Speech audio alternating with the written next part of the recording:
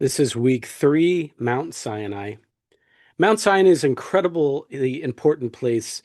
It's the site of revelation for Moses in Exodus. As we talked about last week, Moses ran away from God and ends up getting married. He starts to work for his father-in-law, Jethro, great biblical name.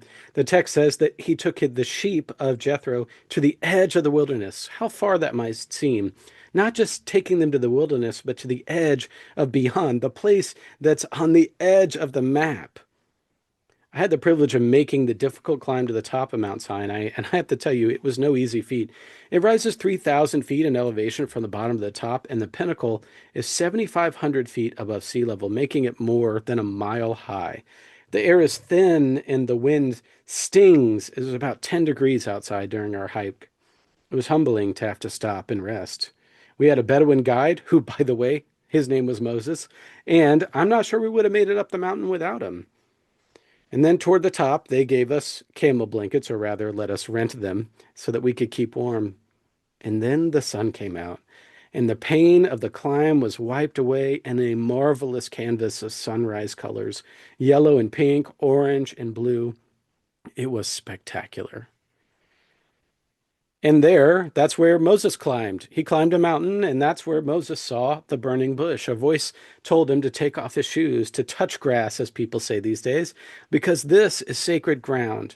He does so, and no sooner does he worship God than God gives him a task. He must go back to his place of disgrace, back to Egypt, and face his past. He must go. The text says in verse 7, I have seen, God says. It actually says, I have indeed seen, or I have keenly seen, or I am painfully aware, or I have felt the suffering of my people.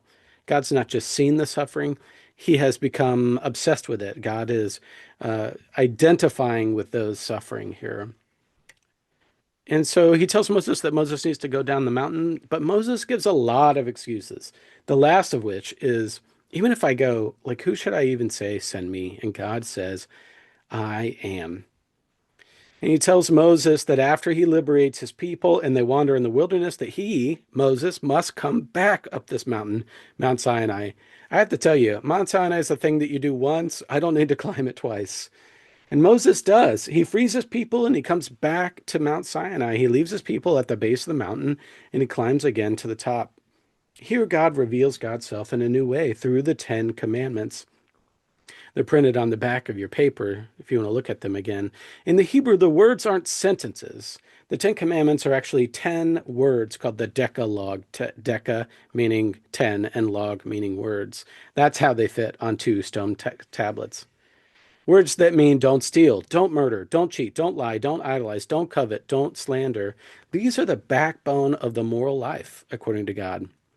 I personally love the Ten Commandments because they are open-ended. This is not a cause and effect laws like you have in Leviticus that say, if you do this, you will be put to death. The Ten Commandments are open-ended because they nudge us toward the good life, not to scare us into goodness, but to gently guide us to do good. To stand where Moses stood, to praise God, where the burning bush told him that I am sends you, to me, that was sacred ground. To consider the Ten Commandments at the source of where they were first given, it was a transcendent moment for me and a group of 30 some other pastors. It's a reminder of God's eternal being, and yet this place was where God intervened in place and actual time. I wasn't handed any new stone tablets, which is good because my hands were numb, but I will never forget how close I felt to God that day.